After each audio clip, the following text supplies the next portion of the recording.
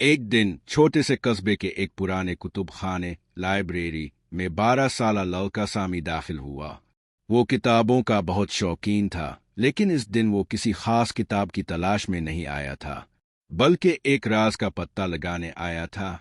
इसने जाना था कि लाइब्रेरी के सबसे पुराने कमरे में एक ऐसी घड़ी है जो वक्त रोक सकती है। कुछ लोगों ने दावा किया था कि वो घड़ी चली तो वक्त थम गया और वो जो कमरे में था वापस कभी नहीं आया।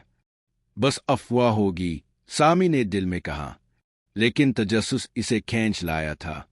लाइब्रेरी का पोशीदा कमरा। सामी ने लाइब्रेरी के पिछले दरवाजे से चुपके से अंदर दाखिल होकर सीढ़ियां नीचे की तरफ आतर। नीचे एक सर्द अंधेरी राहदारी थी। दीवार पर पुराने फानूस झूल रहे थे और एक दरवाजे के ऊपर मिट्टी से अते हुए अल्फाज लिखे थे, कमर वक्त, बगैर इजाजत दाखिला ममनू। मगर सामी ने दरवाजा खोला और अंदर चला गया। जली की आवाज। कमरे में एक मेज पर एक बहुत पुरानी सुनहरी घड़ी रखी थी। इसके पेंडुलम की आवाज पूरे कमरे में गूंज रही थी। टुक टुक टुक। सामी ने जैसे ही घड़ी को छुआ, अचानक कमरे की दीवारें हिलने लगे।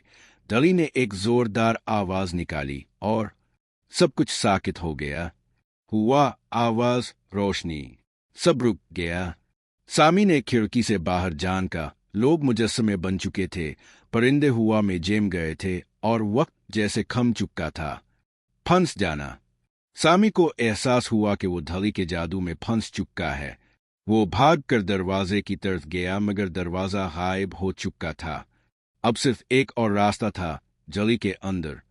घड़ी पर एक छोटा सा बटन था जिस पर लिखा था, वक्त का राज सिर्फ सच बोलने वाले को वापस ले जाता है।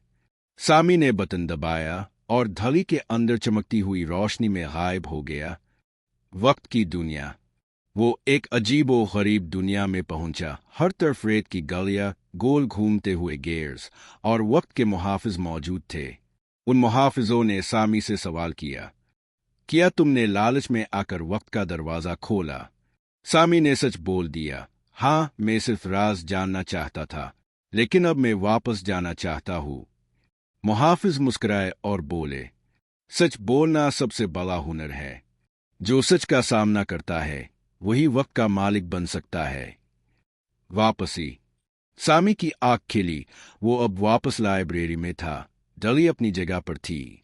सब कुछ नॉर्मल हो चुका था, मगर अब घड़ी की सुइयां बंद थी, जैसे वो राज हमेशा के लिए बंद हो गया हो। सामी ने वो राज किसी से कभी ना बताया, लेकिन इस दिन के बाद वो निहायत ईमानदार और बहादुर लड़का बन गया, क्योंकि वो जान चुका था, वक्त का सबसे बड़ा राज सच्चाई है। एनसी